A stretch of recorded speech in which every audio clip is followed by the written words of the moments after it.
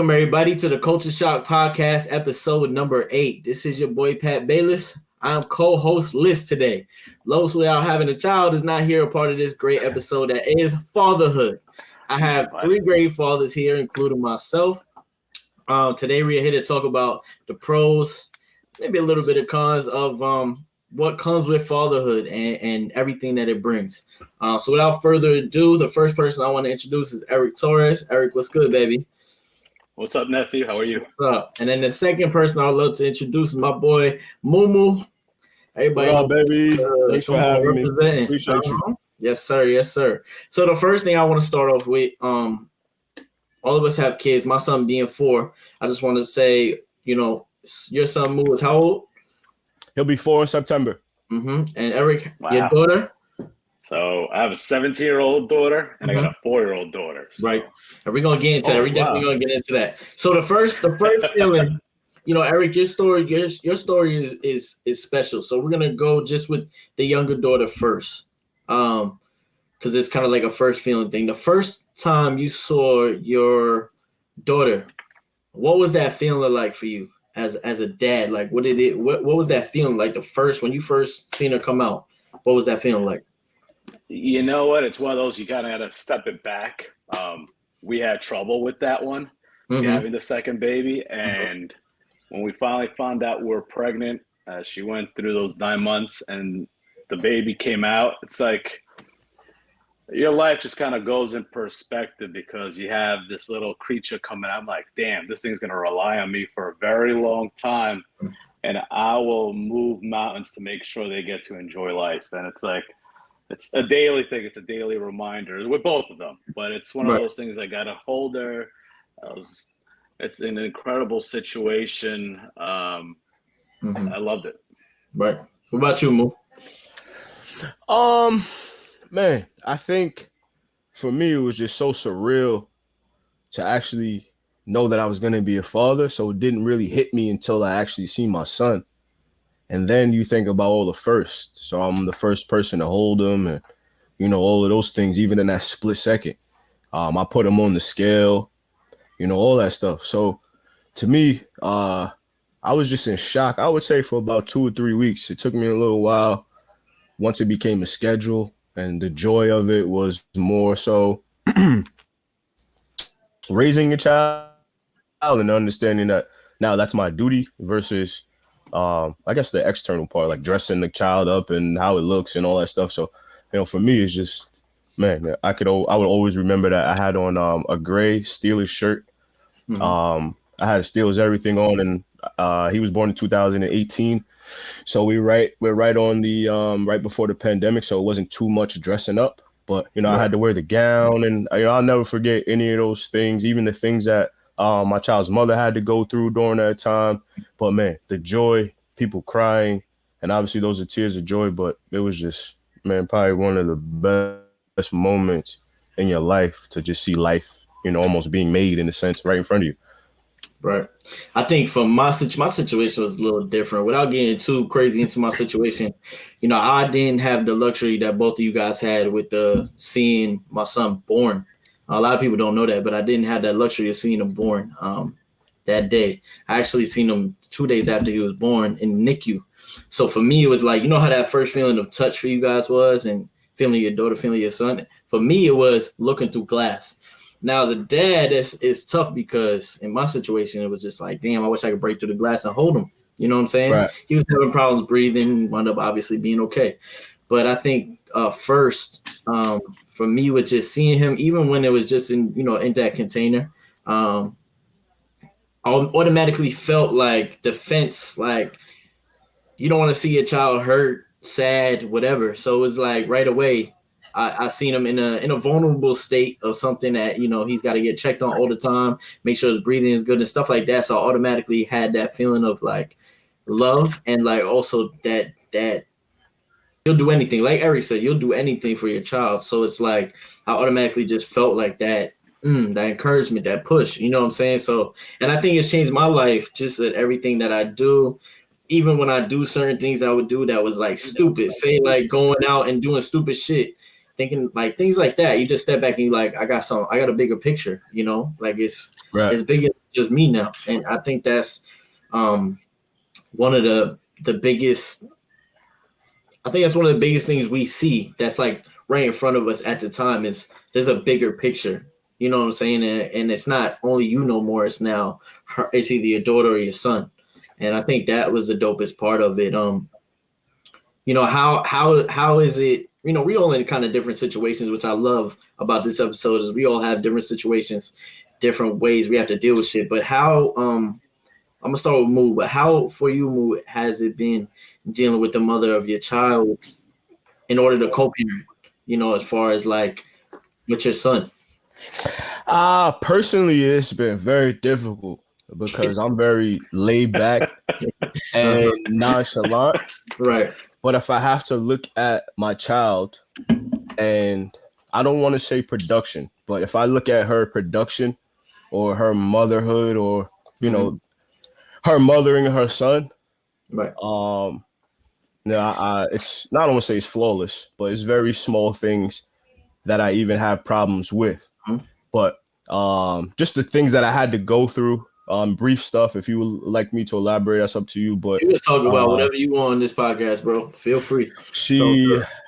I'm not gonna get too in depth, but she has asked. To me, this is like the lowest of the low, so that's why I'm letting you guys know. But she's asked me to sign my rights over, right. And my son's only 3, so within this 3-year span, we went from sign your rights over to I have 50-50 custody. So I think that is more so the gist of the story to me because my father's always been there. He has 6 kids, and even though my parents had differences, he was always there. Right. So that's what I know, at least that like survival tactic of it, in the sense of I'm at least going to take care of my child. So it kind of took her a long time to figure that out. So she doesn't bother me much as of 2021.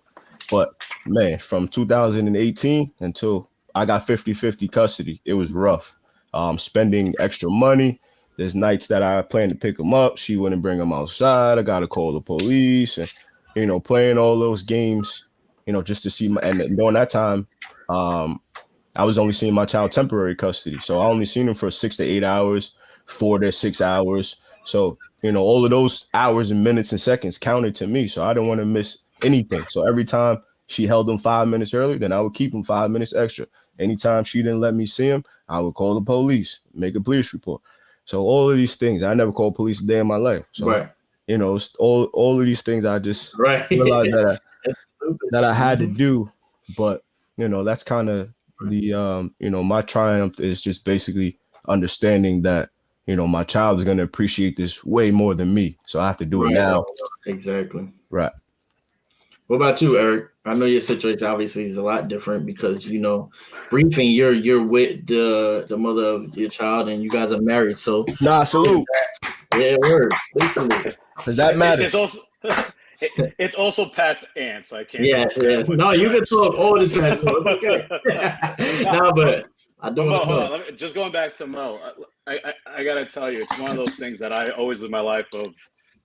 Let your actions speak for themselves, and you took a rocky road, and you did what you did. You fought hard, having this kind of podcast, having pictures, being there.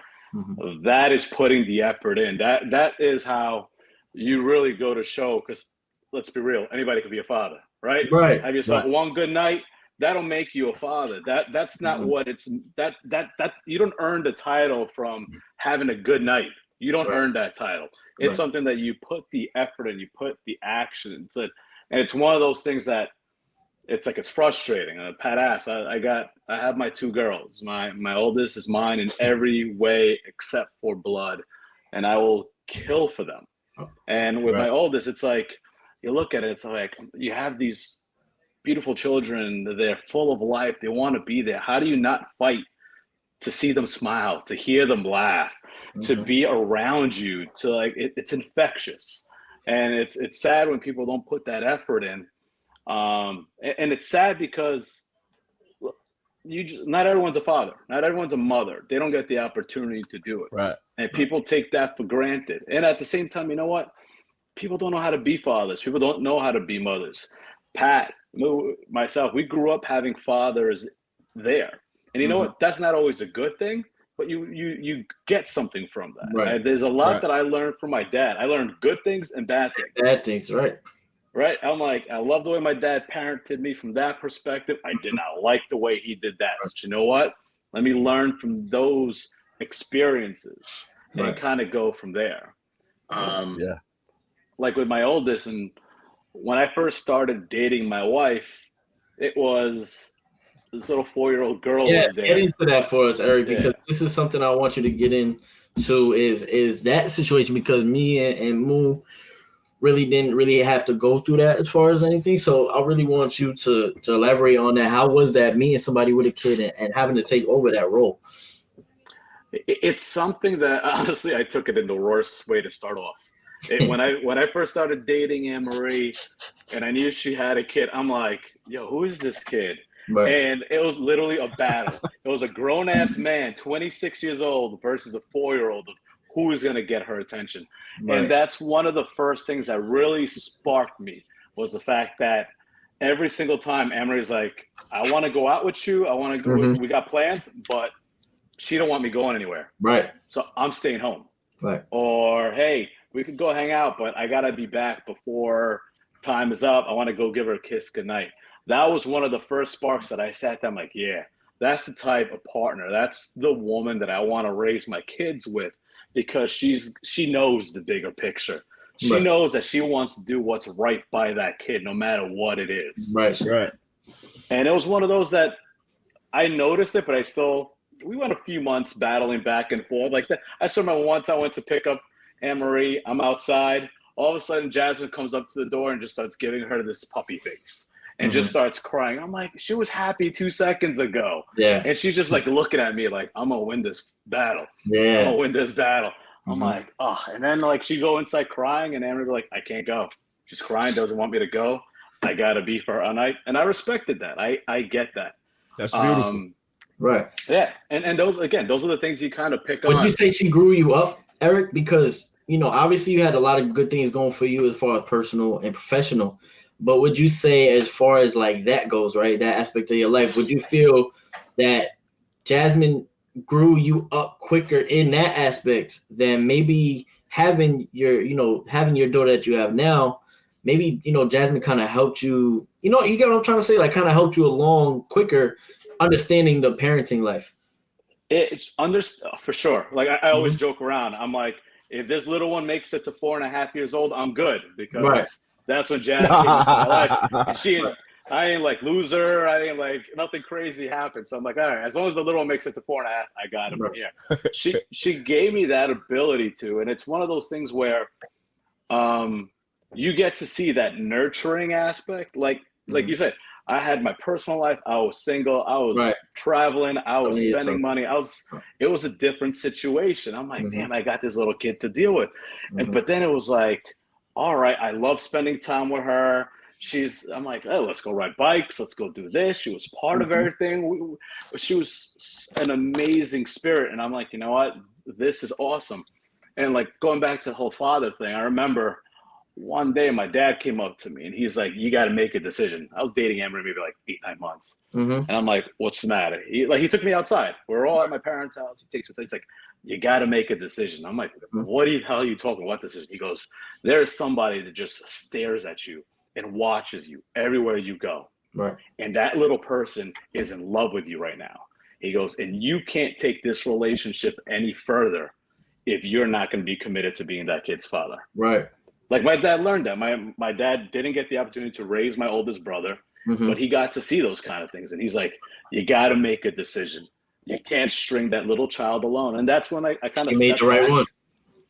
100%. And it's funny because it's like I made that decision, and it's like, yeah, me and her don't have that blood bond, but I still remember the time when it sparked in my head of like, I remember I'm taking her out of the car. And we're in a parking lot, and she just like jet out because we're going somewhere fun. I forgot where it was, but she like was so excited, and she jet into the parking lot, and I just grabbed her and dove on her and just squeezed her. Like it wasn't like you saving somebody from like going, but it was like it was an instinct. It was like a parenting instinct. Yeah, Exactly. Right. And it was Right. like, because that was in my blood. And that's like, but it was that connection that she Right. helped build with me. And it was just, and I'm like, yeah, this she's my kid. And that's when it becomes one of those things that every decision, just like you guys are fighting through your situations to make sure you're in your boys' lives, it's like I got to make sure every decision I make is giving her the opportunity to succeed and enjoy life. Right. Right. So going back to like with my wife, those are the kind of things that I'm like, I know I chose right. I know this is the woman that I want next to me. We have egos. Don't get me wrong. We have egos. It hurts. I'm a stubborn ass mother, and I like the way I make my decisions, but she's broken that down. And Right. she's not always right, but she at least breaks me down, but like talk. One of those things, like, I don't know if you guys ever like talked about talking to a psychiatrist or something to that regard. Yeah. But opening up to talk to that person you're co-parenting with, once you get past those egos, man, that's when you really are just creating that platform for your kids to succeed. If you still being stubborn, if you're being negative, if you want it your way, if you think you're so right, you're missing the bigger picture there. Right. That kid having those parents around, it is crucial just to at least give them the chance. Yeah. Mm-hmm. Now, what you said that stood out, Eric, to me, like out of everything, you said a lot, but what you stood out to me was I talk too much. Sorry. No, not saying that. I'm saying you said a lot, and that brief thing that you said a lot. That was like big, but what stood out to me was the way you grew up. So the way you grew up and with your dad. So like with me, a lot of people don't know this, but now a lot of people will that watch this podcast. But a lot of people don't know this is my dad left me when I was, I would say 1.5, 2, and the father that everybody knows as my dad, you know, the one that passed away. Rest in peace. Rest in peace, Pops. He took over that father role and really showed me. That's one of the big reasons why I take being a father so serious. Is that. But another thing is he showed me good and bad. You know, as great as he was as a dad, he had. But you know, everybody has good and bad qualities. So he showed me the good and he showed me the bad that I could take away. As far as that and learn to be a good dad to my son now. You know, and that was the biggest thing for me. You know, like Eric said, sometimes it don't gotta be blood, you know, but the love can be deeper than that. Like, you know, my biological father, I don't know where he's at. It don't matter. I could see him tomorrow and I wouldn't even shake me. You know what I'm saying? And I don't care to really go out there and look. But as far as the dad that I lost, that man's on my mind every day. You know, he's tattooed on me, everything. You know, I got the love. Everything that is me is from him. You know what I'm saying? And to my son, trickling down to my son. So my question, obviously, going through all that, my question, Moo, you can start it off. How did your parents help shape you into the father that you are? Man, this is probably one of the hardest things that I deal with. And mainly because my son is half white, and the things that his mother, I don't want to say afforded, but the things that his mother had the luxury to know, and the resources, the information, all of those things, I'm not sure if my parents knew, but they definitely didn't show me or give that to me. They didn't teach me anything about bank accounts or putting a condom on, none of that stuff. So to me, bank I mean, accounts, that's serious. That's same thing. So good. Yeah, they're similar. So to me, it's very important because I want to be transparent with my child. I want to educate, have conversations. I don't want him to respect me out of fear. I want him to respect me as a man first, and then fatherhood, relationships, and because I believe, to me, when you just insert something that's like a dominance, like a mother and a father is definitely higher in a sense than a child. So I feel like, already you're putting your kid lower. But to me, my kid is smart enough to understand when I say no, it means no. If I say this, do this. So we have a conversation. But I'm not the hitting parent. I'm not going to yell. We're not going to be in timeout. We just going to have a longer conversation. And to me, that's important. So I try to use the opposite. I grew up being hit, being beat with anything, everything. And in return, I always did that. So Pat knows me growing up. I beat up everybody, that I could get my hands on. Bad guy. So it took me a long time to break kind of the cycle of like, man, if people are not understanding, they don't pay attention, whatever it is, they make me angry. It's just easy to fight. I always endured pain from my parents, so it was easy to give it out. And I know it sounds kind of crazy, but it wasn't like on no ID channel. I need to be, call them the police on my parents or anything. But discipline is many, many ways to get across. And physical touch, to me, will be the last thing that I do to my child. And I think that's important because I'm totally no violence now. I just can't. To me, violence is a mind state. So I know that I have to be peaceful because I already know how I am when I'm violent. So I want my child to experience things through information and not necessarily by doing everything to say like, oh yeah, I should have never done that. So I think that's important. I always got hit after. Prevention was never a part of my parents' plan. I always got hit after. They never put me in position to stop me from doing things and, things of that nature. They'll tell you, but, it's very rare that, you'll go through even just something as simple. If there's a fire in the house, what do we all do? Like, we don't go through that as Black people. But to me, I want to be able to show my son if there's a fire and I don't come get you, this is where we're going to meet. This is, things like those things are important to me because just because I didn't know at that time when I was younger doesn't mean that it's not useful or it won't be fruitful or productive. So I think I'm going to take a lot of what not to do, but also my parents' love was always primary. So that's one thing that's hard to like say if they did a good job or not, but they got 6 kids. They did a great job. We all alive. We all doing stuff. So I don't want to look at life with my child like that. I want to know that his financial literacy is there. He got a bank account. He got a student account. He got good credit. So I didn't get to do that with my parents. So I want to definitely do that with my son and all my kids. What about you, Eric? It's that ego thing.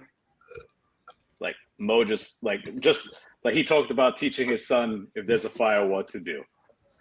I want to learn from that. Like that in itself, I'm like in my head, I'm like, damn, I gotta teach my kid this. Make sure she has an idea. Stop, drop, and roll, little things like that. Learn it. That's put that ego aside. Learn to create that platform for your kids. But like what my parents, I'm one of 4. Blessed to have really good parents. They busted their ass to give us the opportunity to succeed in life and do what we had to do. We grew up first in Jamaica, Queens, Hollis, not the best neighborhood. My dad's like, nah, this ain't gonna work for my kids. I'm gonna work 2 jobs. I'm gonna get a house in the suburbs where they won't be as much risk, but you know what? They can still have some diversity to them, learn about life and move from there. Like one thing you said before about the respect as a man, it's one of those things that my dad, don't respect me because I'm your father. Respect me because I earned it. And I live that with everybody that I come up to, not just my kids. I'm not talking to my kids because like that dominating thing, I'm not trying to dominate kids like that. It's especially I have girls. I don't want to give them complexes and be in that situation that they feel like that's right. That's not fair. And that's the same mentality being a Latino and in the business world, dealing with multi-billionaires and having conversations with them is I'm expecting an equal level of respect. Respect me because I'm giving you the respect. And that's, you keep doing that. That's how you portray yourself out in public. And that's what your kids see. Your kids see, that's how a good way to talk to somebody. Those are the nice things to say. That's how you approach somebody. They're picking up all those aspects of what you're doing. So that's one of like the biggest things I picked up from my parents is for my dad. And my mother's an amazing person. She's so warm-hearted. Pat, you've met her. So they have so many good qualities. But again, there's so many good qualities and bad qualities. I definitely got my ass beat growing up. I had 2 younger sisters. I tortured the shit out of them. Here comes my mom chasing me with a belt. Like, what is wrong with you? Act right. And you kind of learn from that. To Mo's point, you learn from that. And you go, all right, I don't know. That back then was acceptable. I get it. I don't hold it against my parents. Not the route that I necessarily want to take. I'd rather be more informative, have a conversation, talk to them, show them there's a way to really handle a situation not just spark it with a hit here and there and kind of go from there. So see, and I didn't have so. I would say this growing up, I never got my ass kicked. People used to always make fun of me for that. They'd be like, bro, you ain't never got your ass kicked. I'm like, nah, I ain't never got my ass kicked. You probably deserved it a couple times. I definitely did a lot. Now, like, no. Yeah, but I would be like, no, they take away my PlayStation. They take away my TV. Like, I mean, that's a white people punishment. Word. Or they say, bro. The best was if I played hooky, I couldn't go outside. That shit used to hurt though. You be looking out the window like this, and everybody hooping and shit. You tight. I'm over there watching people hoop, and I'm like, damn, I should have went to school today. But yeah, like that was my type of thing. But the one thing that my parents never did that I make sure that I do what both of y'all said is the conversation. Right. I talk to my son, not as an adult, because he's not going to pick up everything. But when I talk to my son, I talk to him as if he understands everything I'm about to say. Now, I know damn well he don't understand everything I'm about to say, but I keep repeating and I keep letting him know. It's kind of like a reminder thing and like a teaching lesson. But, right. if I want to do something, he knows my tone of voice. I definitely will say I definitely use certain tones of voices with certain things. Like if I'm like, no, Johan, and he keeps playing like, Johan, no. And that's it. He knows it's done. You know what I'm saying? And then we have a conversation. Listen, this is why you can't do that. This is why we can't go outside and do certain shit. And I think that a lot of kids learn, in my opinion, better that way than just beating the ass. Because eventually they learn. I wouldn't say they learn, but I've heard these stories that they learn to put extra layers of clothes on to do extra shit so it don't hurt as much. And they at this point they're just like, all right, I'm getting my ass kicked. I'm gonna just keep doing what I do. Right. So, I mean, with me, it definitely the communication, like both of y'all said, is so key, especially, for the young kids. Obviously, we all have kids the same age. So we're kind of all going through the same kind of thing right now. But I think it's definitely important. Another thing I want to bring up too is things, we can't help what happens in schools. We can't help what happens when they start hanging out with friends and when they're outside of our care and our view. What are some things that you guys worry about with your child when it comes to that? When it comes to cutting the cord and letting them go out? And I'm not saying when they're older. I'm even mean just young, going to school and that part of it. Man, I am super. If I'm available, I'm doing everything. So, even if he has school, mom takes him to school a lot. But if I got him that day or next 3 days in his school, he might go one day. But I'm keeping him for everything. And he's only 3, so it's not like it's not kindergarten. And I don't want to put the wrong message out there. He's still 3 years old, so he doesn't have to go to school. But I guess mentally at peace now because 50-50 custody. Half the time my son is already out of my control. And then you'll see small things. He might come back with a scratch. She might tell me something that he does only at her house. I never seen him do it. So you think about, man, what triggers him to only show certain behaviors with certain parents? You think about bedtime, discipline, all of those things that could be different.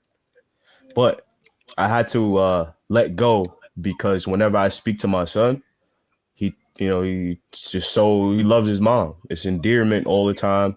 It's love all the time.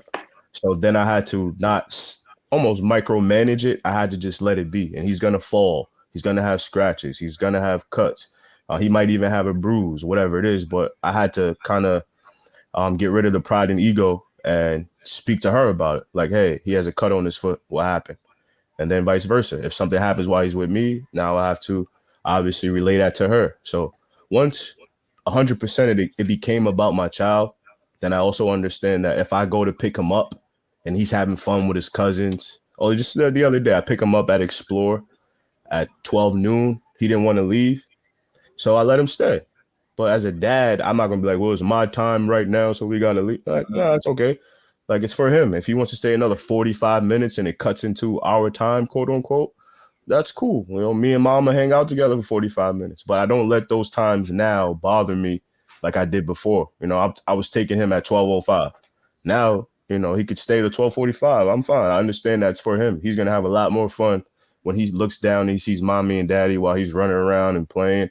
So it took me I would say a good 2 years to understand that, but to really feel it, it took me about a year. And then I was just battling like, man, am I doing the right thing? Am I giving up too much time? Is he always going to be like, wait, daddy, let me do extra things with mom? Or so I had to put my foot down a little bit because prior to that, we did everything. His third birthday was the last thing we did together. So we always did our parties together, even though we were not together or anything like that. But it just growth. You know, I want to have a relationship. She's going to need a relationship. So we can't continue to always do things together. But I understand the excitement that he has, the love, the joy when he sees those things. So I have to let it be. But my only concern or worry would be if he ever tells me something is wrong, something has happened, and I really have no knowledge of it, or the person or the place is out of my control, so I can't get in contact or whatever. But for the most part, my worries are very much if like what's working, is my discipline working, is her discipline working, that kind of stuff. But I do know that for sure now he is showing different behaviors at different houses and different environments and things of that nature. So I don't have any of those worries anymore. But man, the first 2 years, if I seen a scrap, I'm taking pictures, I'm sending to my lawyer, all kinds of stuff. So now I just kind of relax because I understand, if he falls, then so what? That's not necessarily his mom's fault. Right. So it took me a long time to just relax and focus 100% on my child. But I would say the last, year and a half, once I started going to court 2020, I definitely just been focusing on my son. So yeah, for sure. That's really my only concern. But once he starts telling me, man, I don't know how I'm going to feel. I really know. What about you, Eric? You know what? It's one of those where I'm with my kid's mom, and it's still. Man, that's beautiful. Thank you. Yeah, it is. It's. We're coming up on 10 years married next month. But the thing is this, Eric, when your daughter is away from both of y'all, what's the scary part of it? Because obviously y'all together, but when she goes to school or when she goes and hangs out with whatever, eventually, once obviously that, what's going to be the worry there? There is a daily worry. That's what, and going back to like Jasmine, even Jasmine when she was younger, I used to have, and I still to this day have daily worries that the most random things will happen to them. And that I'm a preparer when it comes. It's like communicating and like trying to figure things out. I'm a preparer. It's like I have the weirdest situation. I'm like, damn, what if my kid chokes during lunch? Who's going to be there for her? Or God forbid she's on a slide and she falls off. And I've had that since Jazz was a little kid, and it's still now both. Now, like I have my 17-year-old be going to St. John's come the fall, and it's like, congratulations. I have thank you. And it's like we are losing our shits over it because it's one of those things. It's like it's a beautiful world out there, but you hope you've done enough to train them. Communicating, as you talked about, just communicating on disciplining is communicating as what you see. And that's how I always am with them, no matter what it is. It's the most random. It's like an annoying dad thing, but it's like we're in a parking lot. Why would you park here? Right. What looks weird to you over here? Or hey, why did you see this? Or why did you do this? It's constantly just getting them to think to go there because it's the world is a very scary world. You guys got boys. I'm jealous from that perspective. Having girls I am tougher with them, I think purposely for that. I still remember when Jasmine played basketball. Dude, when she plays basketball, I remember she'd fall, trip and everything. Me and Anne-Marie would just stare at her. And you got all the parents getting up like, oh my God, is she all right and everything? And we're just standing there. I'm just looking at her, see if she gets up, dust herself off. Maybe her arm hurts a little or the leg hurts. And I look, I'm like, you good? She's like, yeah, all right, good, go. You got to build them to be tougher. Right. So it's like one of those, because like you talk about that dominating perspective, that's still there in this world that we live in. Men think they dominate women. It's the most idiotic thought process. It is. And there's plenty of people out always there. Smarter. Smarter. So women always smarter. Let's just be honest. They always smarter with the bullshit. It is. And my thing is, Eric, not to cut you off. I don't mean to cut you off. My thing is like what you said, you're trying to teach, especially with the oldest, going to college, you hope you did the most. And I think Mo and me could both agree that when both of our sons grow up, we hope we did the most teaching. So I'm just gonna give you a funny example, but it's a true example. My mom and my dad both taught me unbelievable things. My mom and dad's relationship lasted forever until, obviously my dad passed. My mom and dad were faithful, everything. My dad always said, be a one-woman man, do this, that.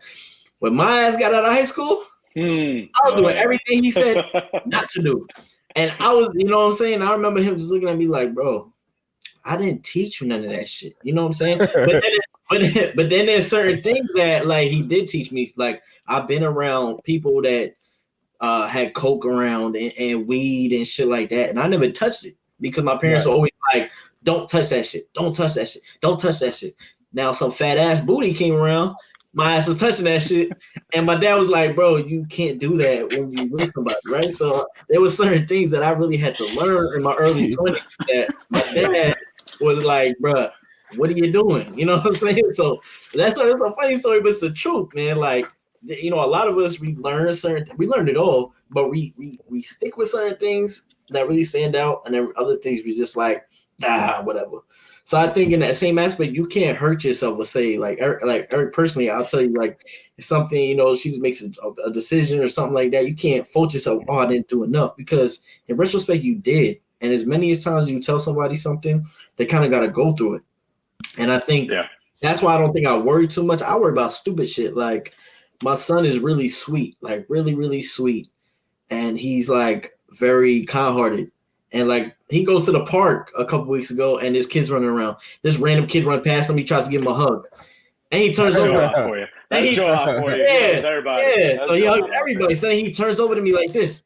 Dad, he don't want to give me a hug. I'm like, bro, nobody, everybody's your friend, bro. And kids especially will take that as an advantage for their own and see that as like, oh, he's vulnerable. Like, he's a nice kid. Let me do, you know what I'm saying? Let me treat him or bully him like this and stuff like that. So I think the bullying and certain things, people realizing that soulfulness of my son, that's the one thing that I think I worry about as a really high point. And I've had people tell me, well, you can't control that. And you could, people will learn to like mold with him. And I think they will, but it's definitely still something that,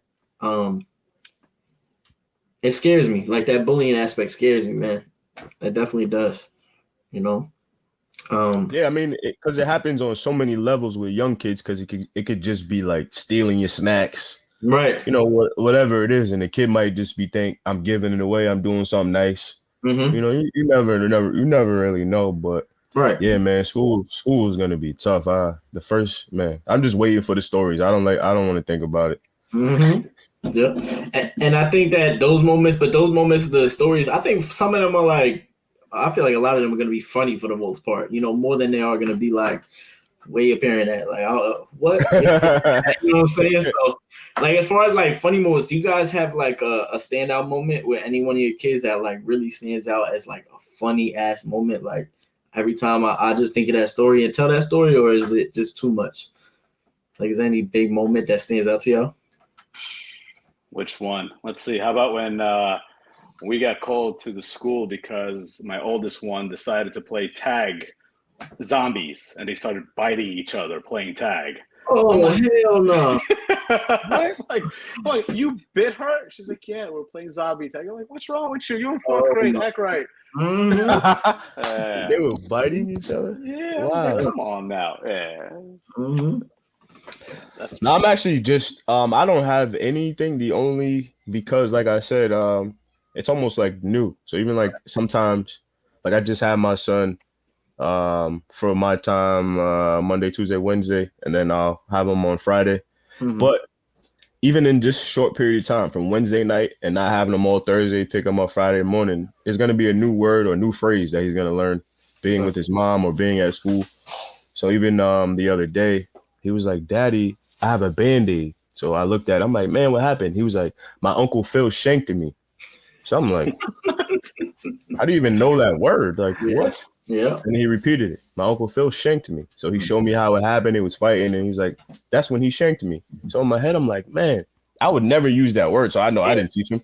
But I'm like, how does he know that word. So it's never negative, but I'm just always amazed. Like, man, this And what they learn. right. Even I'll tell him to put something somewhere properly, and then I'll do something like whatever. I could put his cup on the wrong table, and he'll be like, "Daddy, put it down properly." So now he knows how to even use the word. So it's just so crazy. I'm always amazed, when I hear something that I'm like, I definitely didn't teach you that. They're like sponges, bro. I remember the first time I was in actually this room, my son in the living room, and all of a sudden I hear, "What the fuck?" I said, and then I said, "Yo," I said, "What'd you just say?" And he said, "What the fuck?" And he smiled. He already knew. I'm like, bro, you can't say that. And then he said it again. I'm like, bro, stop saying that. Like, he was playing with me, but he knows. Like, obviously, he knows a bad word. And he said that as soon as I came out that room, he was smiling. Like, Daddy, with the little ass kid voice. I'm like, bro, the stuff y'all learn and pick up on is crazy. And they know it. Like, one time we're in the car and Nora's blabbing on telling me a story, and she went, "Oh, fun." But when she said, "Oh, fun," it's not like she said, "Oh, fuck." So I turned back. I'm like, "What?" She's saying, and she's laughing at me. And she's, "You thought I said the bad word?" I'm like, that's funny. See, that's the crazy part. You read the entire situation that you realize you almost said, like you said, like, and you realize the face that I made, and you realize the scenario that you laughed and like, "Ha ha, you thought I said the bad word." All right.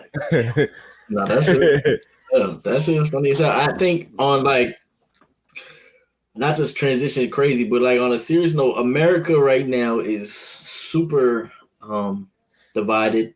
The world's super divided, as we know. I think all of our children are mixed too. All Spanish here. Yeah, all Spanish. Black. I'm black and white over here.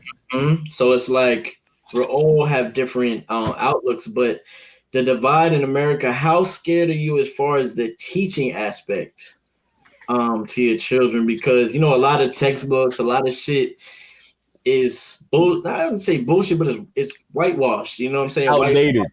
Outdated, whitewashed, political, and leaves a lot of key things out, especially in the Black community, leaves a lot of key things out. You know what I'm saying? And learning and teaching lessons. So, having your kids grow up in this time, personally for me, I'm scared because of the way people are looked at, you know what I'm saying? And the way people automatically by their skin tone have to deal with certain things. I think that's fucked up to say. Right.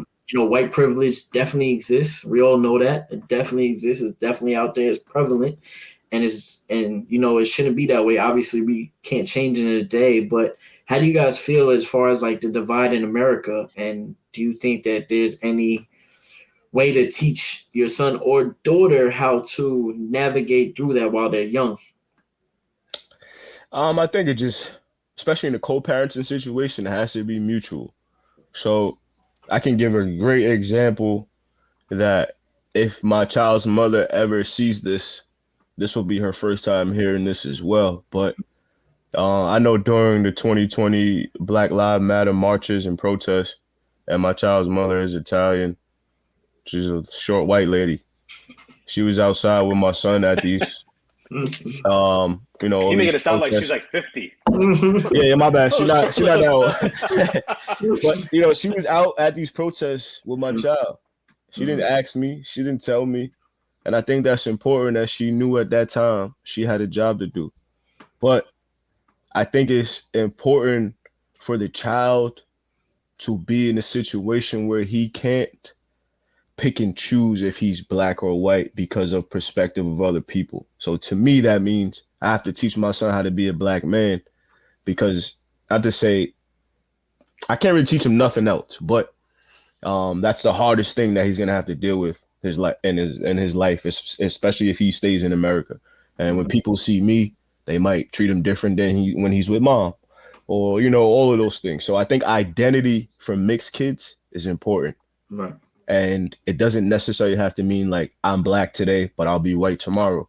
But identifying with two different cultures, picking and choosing, taking and leaving, all of those things are important, because you want to be able to show your child, this is how we have barbecues. This is how your mom has barbecues. You can pick and choose, but I'm not going to say don't do what mom does, only do what dad does, because it's not a black and white thing, but the culture is important. So he gets to pick and choose. So to me, I want it to be like a luxury more so than a confusion or, I guess if that's the right word. But I believe it's just really about if the parents are on the right page, then it becomes a little easier. But I know for me, my job is definitely to teach them how to thrive and not survive, as a black man in America. So even just my actions, by the time he gets 10 years old, there's certain goals and things that I want for him to be able to see, have access to, all of those things. So it definitely starts with me, even doing things when he's not with me. What am I going to do tomorrow when he's not with me? Things, staying free, having a license, not getting just simple things. Right. Because the rest of those things are out of your control if you can't physically be there for your child. But I would definitely just say, just kind of teaching them, how to, be proactive, prevention, the right things to say, when it's time to, always look people in the eye and speak, listen very well, be attentive, try your best to reflect, be insightful.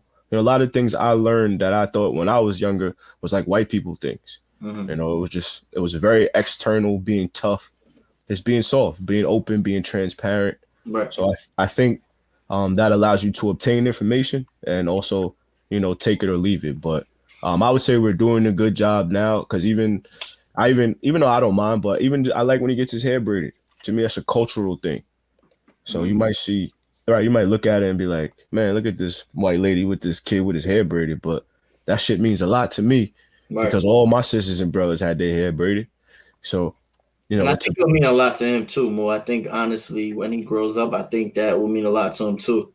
The same way you take pride, I think the fact that you show pride and you can say it out loud, I think as he gets older, I'm sure he'll take pride now. They're young, but when he really, when he's older, I think he'll take pride in that too. You know what I'm saying? I think that he'll take pride in the fact that he gets his hair braided and dad is so proud of him in that aspect.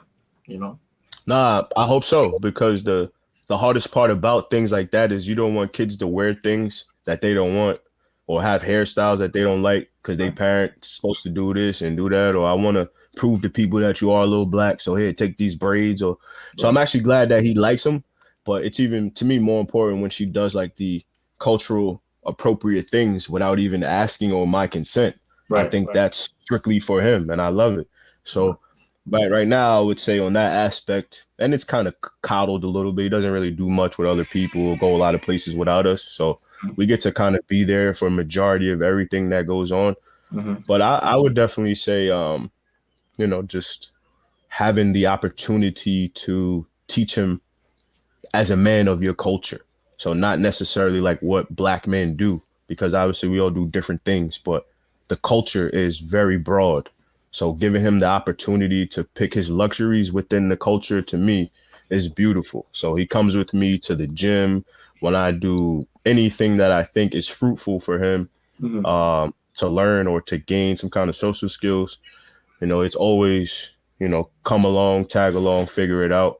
And mom is the same way. So I think that helps because it's gonna be a shocker. It's gonna be like a cultural shock to him when he's away from us like 9 to 5 during school and all that stuff.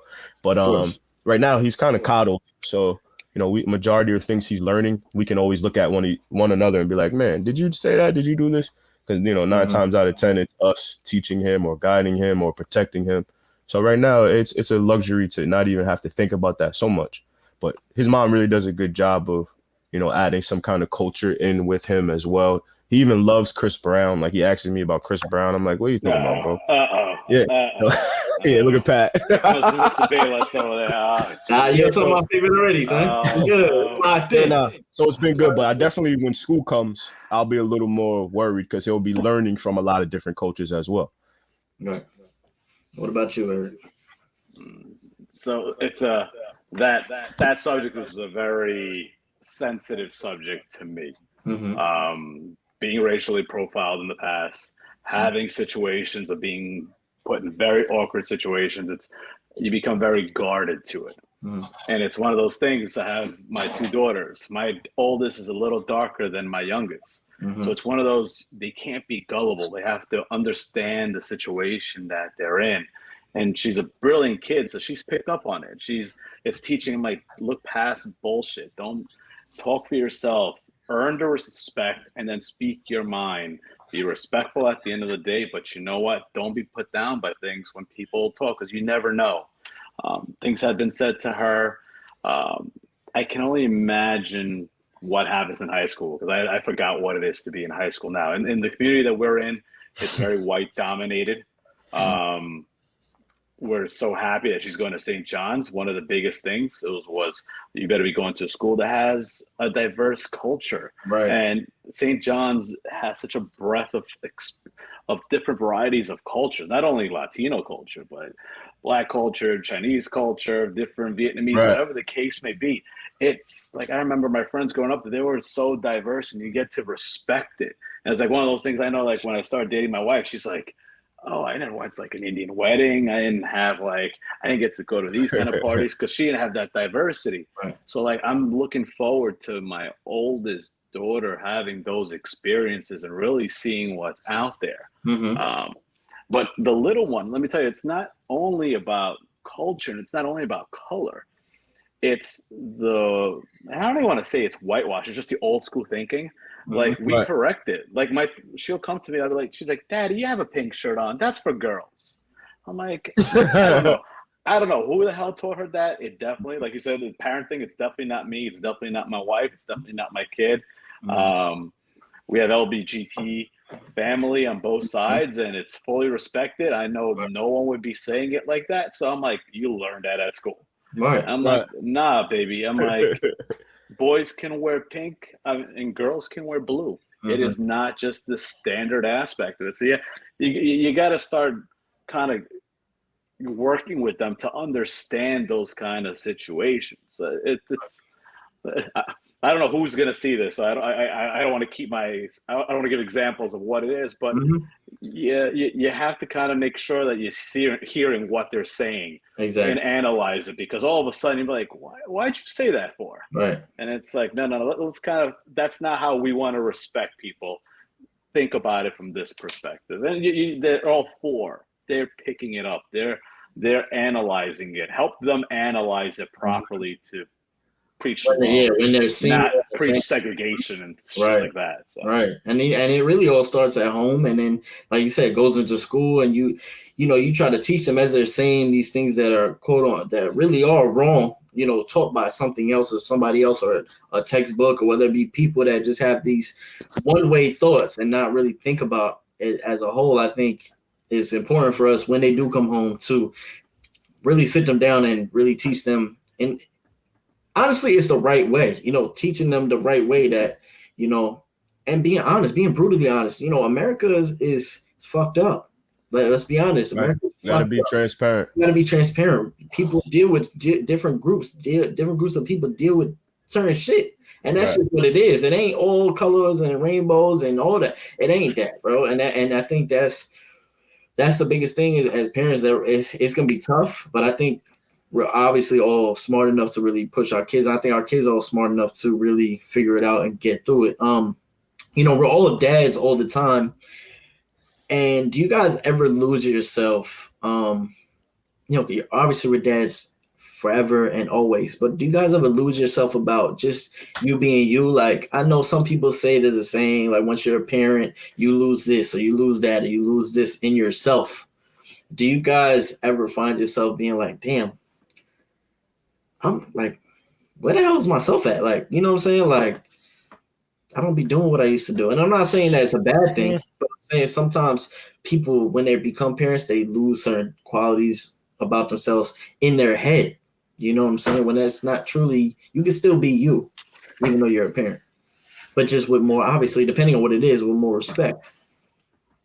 Right. I mean, I would say that is probably harder for females. And I'm not going to get into any reasons, but I believe it's just harder for females. But I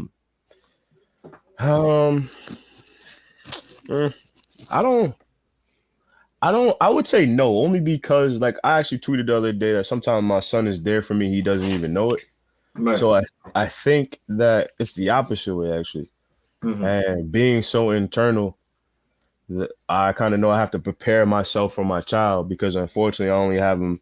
The most I'm going to have him is half the week. Mm-hmm. So it's not anything. So even if I'm stressed for 3 days, I know on the fourth day he'll be going home to his mom, and I'll be, I could do whatever I need to do, whatever it is. But Right. nah, I really only look at it to be so joyful, and it could be because he's still young and things of that nature. Mm-hmm. But I don't know, man. I feel like he gives me the. It's a balance though, because at some point before I started going to Africa, I used to get haircuts and dress nice, Mm-hmm. but once the values and things started to change, then it was like around the time I had a child too. So it was like perfect time, and it kept me from, not buying the new Xbox or, that kind of stuff. But for the most part, man, it's giving me the extra spark to do more, to want to own a business, to it's very inspirational, it's humbling. And then, on the flip side of it, man, anything that I do with him, we could play in a cardboard box. He loves it. Right. So those are the things that I can't wait. If anything, I'm a little more down or a little more internal when I'm not with him. It's like I'm looking forward to being with him. But Yes. nah, man, I've lost weight with him. Man, he's been like the best. That's my boy. You know what I'm saying? I wish I had him. I wish I had a, every day. We do push up. Like, it's just so much that goes on that he doesn't take away from anything. He always enhances. It's just because the feeling is important. Right. But physically, of course, like hanging out with random girls and hanging out on the late nights and playing basketball whenever you want and, all those things. Now you're on a time schedule. But as far as internally, man, or mentally, he's definitely boosted my life, so much. And man, he's like, I don't know, man. It's just I'm too excited. I don't want to explain too much, but Nah, that makes sense. he just give me the the drive when I don't want to drive, and I Right. always look at it as like I tell my friends, we going to the same places. We want our kids to be great, and we all want our kids to be presidents, and all that kind of stuff. We want them to be what they want to be, but Right. some kids are gonna be in that fast car, and some kids are gonna be in the slow car. But at least you're not walking. You know what I'm saying? We got to just continue to take these pros and cons as whatever they are, but Right. more importantly, they are enhancing you. You're going to be a better person at the end of the day, at the end of the week, whatever it is. So that's kind of how I look at it. But I would say physically, yes, but mentally and all of those little small things in between, idle time. No, I look forward to picking him up from school, and if he got something that he colored or a new joke or his new friend or I don't know. Even now, I haven't been with him in about 8 hours, and I'm bored as hell. So yeah. That means we're not entertaining enough right now. Yeah, We gotta step up our yeah, game. Lord. Yeah, we gotta really start opening up. Not too, Eric. It's one of the, I think, one of the very, very, not one good part of like the situation that you guys have, that you do get the opportunity for that break. Right. Like being with my wife, and we both have very stressful jobs. We have to focus on the kids. Right. So it becomes that Monday to Sunday, like they got to get up early. It was when Jazz in school, we're up at 6 o'clock in the morning to take her to school, then make sure to pick her up later on. The little one is this one. They got activities. You want them to experience life. You want them to be part of all that. The problem is it becomes overwhelming. Like you hear some of these people talk about, oh, my kids got dance, they got swimming, and they got soccer all on a Saturday. I'm like, well, you just work Monday to Friday. You did all those three. You're gonna pass out. You're exhausted. We hit those ruts. You could easily, in a good way and in a bad way, kind of lose yourself in it. Because again, there's worse things to lose yourself in. Right? Losing yourself in your kids. Right. There's nothing wrong with that. I love spending. I think that's the perspective that I took. That's a good perspective. I like that. So like during COVID, the fact that I worked from home, I got this new opportunity that Jasmine would come home from school. Dad, let's go do lunch. Bet, let's go. And we're doing lunch 2 to 3 times a week. I'm like, I never got to spend just lunchtime with me and her. either grabbing something quick or sitting down, grabbing some sushi. Never got that opportunity. The little one, I got to see her grow up from the age of when she was 1 when COVID hit to now. And I'm like, wow, I got to see her first steps. I got to see her do all those things. But again, that's all immersed in them. I give a lot of props to your aunt, Pat, because it was one of those, we put the ego aside of not just being there for our kids, and we got to do things for ourselves. Right. So it's like one of those, all right, Saturdays I'm balling. So I play basketball on Saturday. Thursdays, I play guitar. I'm gonna jam out on Thursdays. I'm gonna go with my guitar instructor, and we're just gonna go play a little bit. It's one of those things that you lose yourself, and if you don't have that person with you, because again, the kids are with us every day of the week. And it's stressful for them because there's times like my wife, all right, she'll work, come home at 7:38 after a 12-and-a-half-hour shift. I'm like, I'm out. Right. I'm going to go do this or whatever the case may be. And it sucks. She's like, oh, fine. But she knows I need to do that. Same thing with her. She's like, hey, I want to go hang out with my sisters. Do you? You want to go get your nails done? Go. I'll hang out with the kids. You need your alone time because you'll get into that world very easy. Again, not the worst world to be all immersed in, but it could fall very easily. And then you lose yourself. You lose yourself as a parent. You want to do the best by them. There's people that I've talked to that feel guilty about being themselves. Right. Like, no, my parents are going to say something. I can't go out. My parents, again, the good and the bad. Me and my wife went on vacation without our daughter once. And my parents like, what do you mean you're going on vacation without your kid? Like, right. Yeah. That was going to be my sorry. That was going to be my next question for you. Now, what do you do? What do you do? Because I did this one time. I went to October. I went to like Myrtle Beach, and I was supposed to have my son for 2 or 3 days, but I missed one day. Not like missed, but I made plans for him to get pushed back. But I was definitely losing time. Right. But the whole time while I was in South Carolina, I was like, man, I should have just left. Why the hell did I stay here? So I didn't even get to enjoy the time that I had it the last day there because I was so worried about my son and he was calling me. We was FaceTime and I was like, man, I should just went home. Right. So how do you deal with the balance of like self-love, taking care of yourself, and then the guilt? Or, man, I really just brought my child to my mother's house just so I can play basketball. Like, you know, like, do you ever battle with those thoughts? You have the battle, but that self-love, if you're not in your head right, you're not going to be able to give them 100%. Because if you're also absorbed in, what's going on, and you're down and you're stressed, you're not going to give.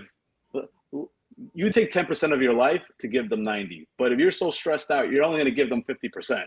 And then they're going to get stressed out from that because they're going to feel you. And it gives them the opportunity again to kind of separate from you. They are like my girls. I will kill for my girls. I love every moment with them. I want them to succeed. I want them to experience everything in the world. May it be traveling, may it be love, whatever the case may be. But I also want my time. I want my time with my wife. Mommy, daddy got to get away. And again, it's that reminder. Sometimes you get lost in life and all of a sudden it's like, damn, me and my wife haven't gone out anywhere in 2 months. Right. It's like, all right, we need that break.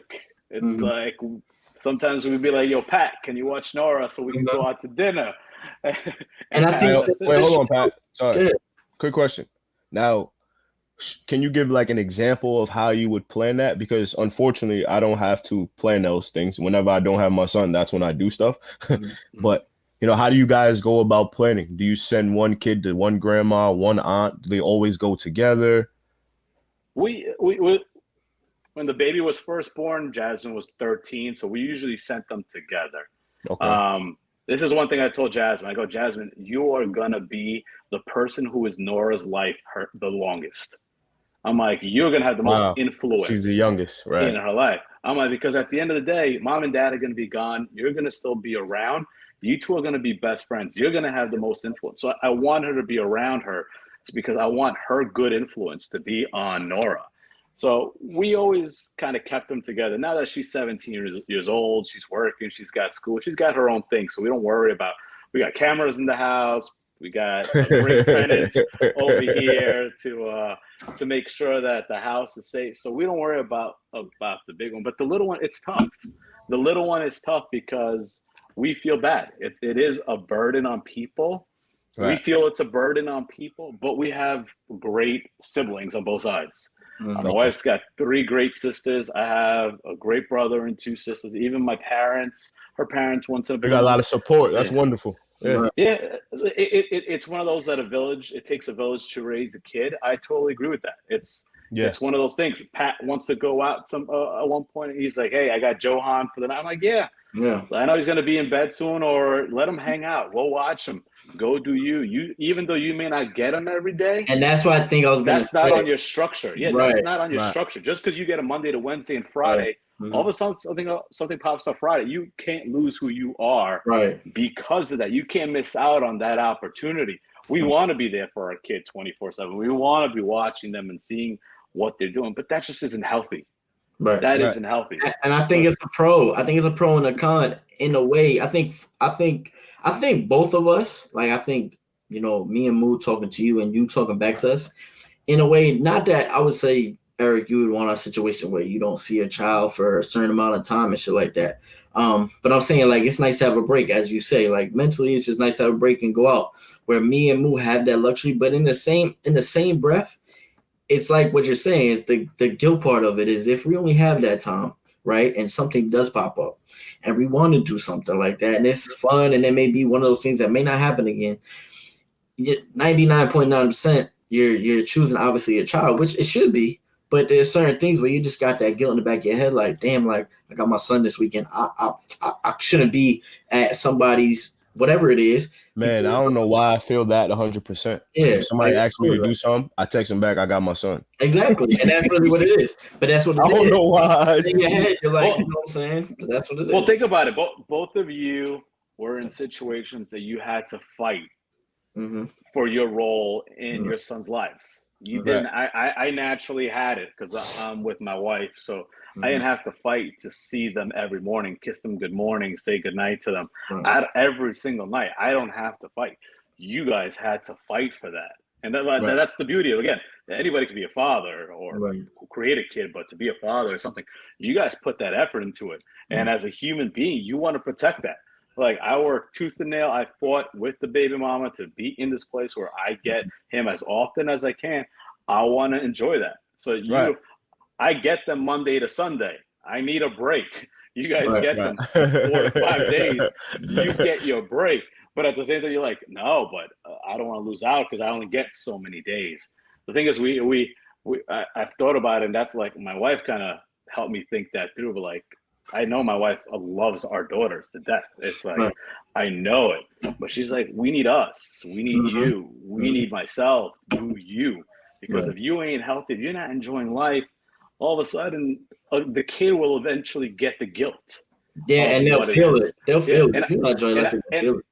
And why? Because when my wife talks to me that, I know now how my parents are. My mother sacrificed everything for me. My mother was going to be a teacher, but then she got pregnant with me, and she's like, all right, well, I need to make money now, and I'm not going to be able to finish my degree, so I'm just going to work.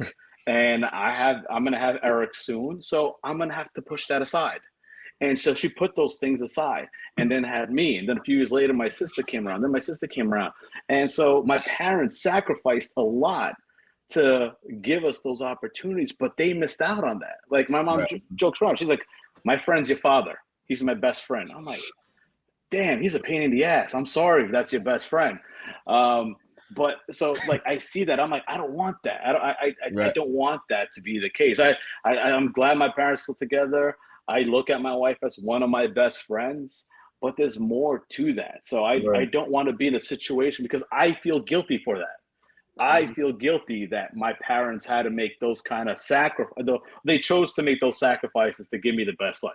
Makes sense. Now, was that easier? Sorry, Pat, but was that easier to get to because it was mutual, or did you have it first and then the wife picked it up, or did the wife have that instinct and you picked it up, or it was just like a good balancing act? Just a bounces back and forth, yeah. It was definitely on my wife's side of it. It was. Again, I'm a stubborn mother kind of person. And to me, that guilt in me is like, no, I can't go on vacation without my kids. I can't make sure that my kids have everything. No, I'm always like, look, we're going to give everything to our kids. They are going to have a fantastic life.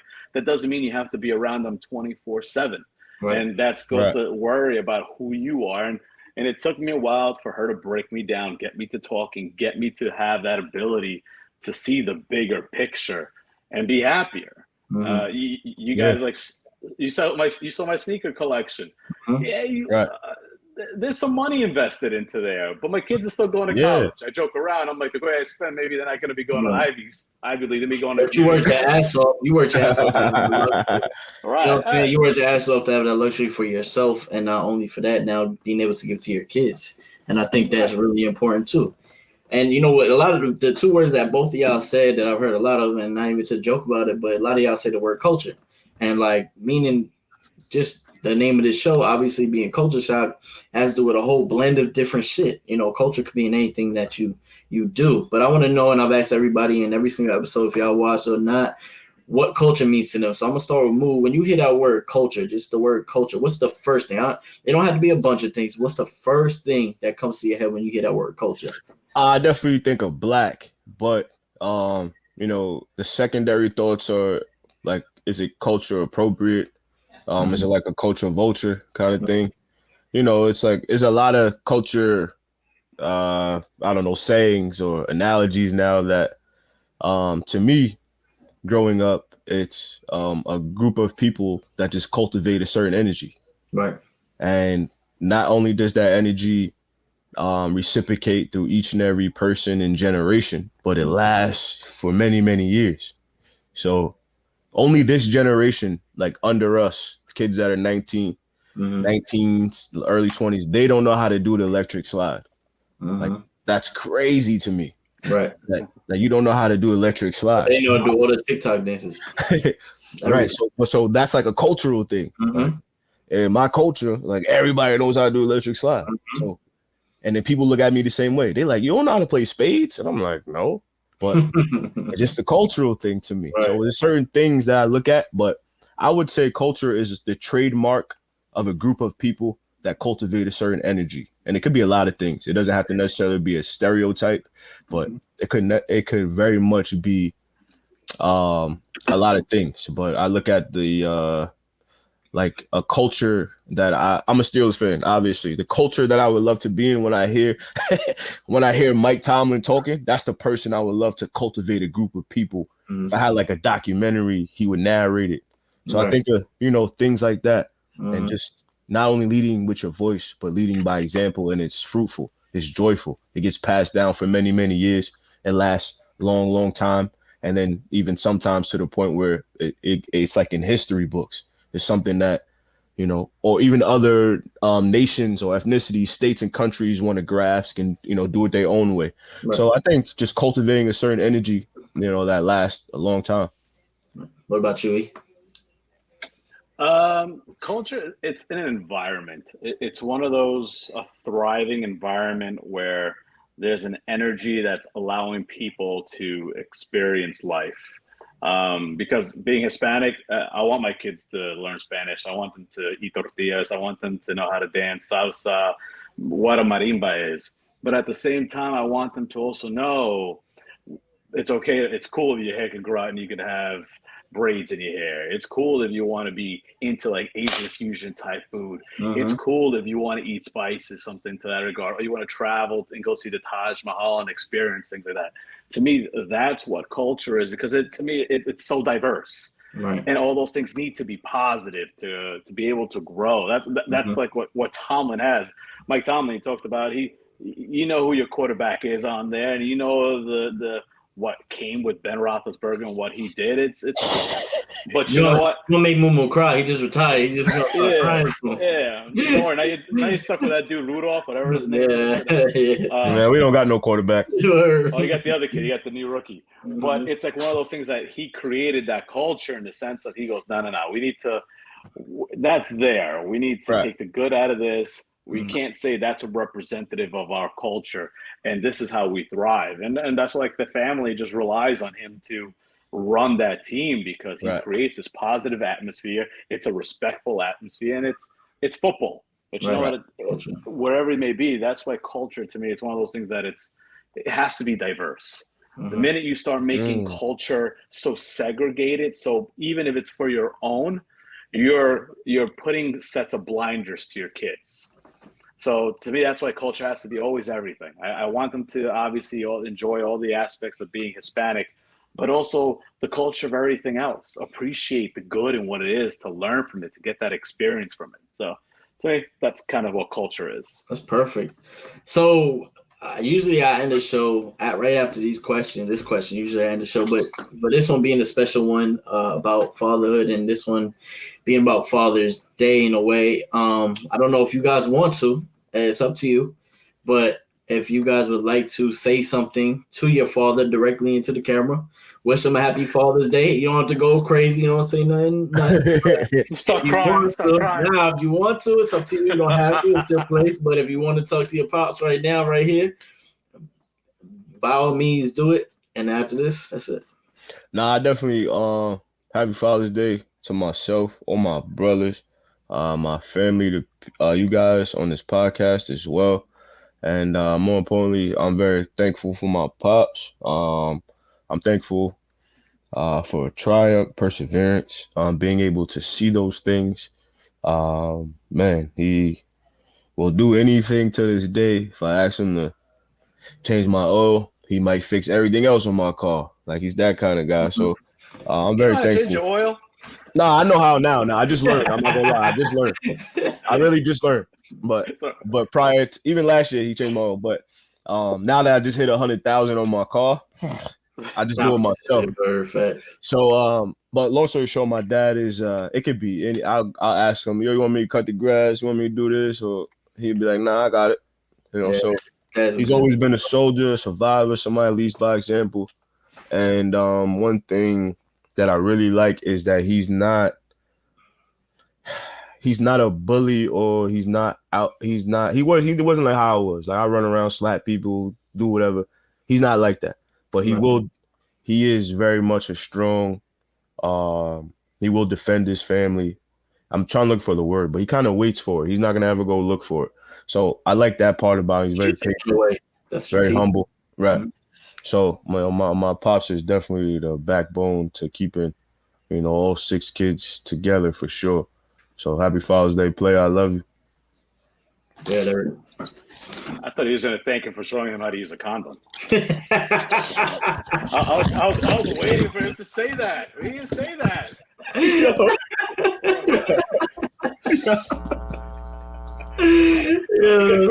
He got unplugged and everything. Please. Yo. What? Oh, shit. I'm listening. Yo. Bobby, you gotta listen. Fix your wire. Your wire got a little bang. Hey, hold on. Fix your wire. Oh yeah, definitely got loose. Put it straight. Put your wire straight. There you go. You good. Y'all can hear me now? Nah, it's a little crazy. It's okay. Yeah. Nah, I'm not gonna lie. I hope y'all can hear me, because I really just dropped You fucked it up. My $100 headphones in this water with my feet is in. That got me tight. So now I gotta get new headphones. This joint dripping on my hand. Look. Yeah, but you fucked this shit up. I hear shit buzzing. You might get your mic moved just so we can finish. He can send us the Bayless the bill over. Yeah, exactly. No, mute your mic. You didn't mute it. Mute your mic. There you go. Go ahead, Eric. Finish it out. Well, it ain't about this, but from the perspective, like you're asking on Father's Day, I'm gonna give you some props from that perspective. I remember when he first became a dad, you look lost. Mm-hmm. Which is understandable. You're young. You were out there to play. You weren't out there to create a family. You weren't out there to create a little mini you. Mm-hmm. Kudos to your mom, because your mom helped you kind of. Yeah, she held it down heavy. Balance you. She balanced you, and then once you hit that balance, you've taken off. Proud of you. I see the love that Johan has for you. It's all deserved. I think he has a bright future, because you're always thinking about him and you're looking to have him experience the world. You don't have that ego. I've seen the trials and tribulations you've been through, and making sure he's in your life as much as possible. And that has to be appreciated, because it's the action. And that ties into how I say happy Father's Day to my father. Thank you for putting in the effort. Thank you for teaching. Thank you for doing what you had to do to give us the opportunity to succeed and love life. He is an amazing man. He's a humble dude. He's stubborn like I am, but you know what? It's one of those. He always had his best interest in mind. He always kept me straight, giving me examples. Happy Father's Day to you two, to my brother, to my brother-in-laws, to the family and everything there. I just want to thank you all for those are in my life and those that put the action and put the effort in. That's what makes a father. It's not by blood, it's not by force, it's not by requirement, it's what you're willing to do. You got people that are raised by their biological dads, by stepdads, by grandpas, by uncles, by very close friends, neighbors. Happy Father's Day to those people, because those are the ones that are earning that title. That's a special title. When Jasmine asked me to be her father, that was like, I earned that title. I never said, call me dad. Never. Wait, she asked you? She asked me, can you be my dad? Can I call you dad? Yeah. Wow, I've never heard that. I'm actually very surprised. Also, do you know if it was prompted by mom or that's just her own doing? I think it was her own doing. I never asked my wife, but it was her own doing. That's amazing. I also think that's a testament to your fatherhood. Right. But sorry. Well, you gotta mute your mic because it echoes. Appreciate you. Yeah, thank you. It's again, it's the action for it. I want to. It was to show her that she is. I want what's in her best interest and went from there. So, thank you to everyone. Thank you for the opportunity to be on this. I was nervous as fuck to be on this. You're great, bro. I've given presentations to thousands of people on corporate America. And my wife's like, why are you so nervous? I'm like, it's just, I don't know what to expect, but I appreciate the opportunity to be here. And thank you. No problem. For me, it's simple. Happy Father's Day to both of y'all. Happy Father's Day to all the great fathers out there that put the time, put the effort, love their children, also love themselves enough to make sure that they're in a great spot that puts them and their children in a great spot. I think it's important. I've always loved to see fathers do their thing with their kids. I take a lot of pride in being a dad. Being a dad is a I don't even know. Yeah, that's the word I'm looking for. It's a privilege. It's not something that's just whatever. It's a privilege, man. Like I feel honored to be my son's dad, you know. And last but not least, happy Father's Day to my father. This will be his second Father's Day in heaven. I love you, Dad. You have created everything that I am in a man.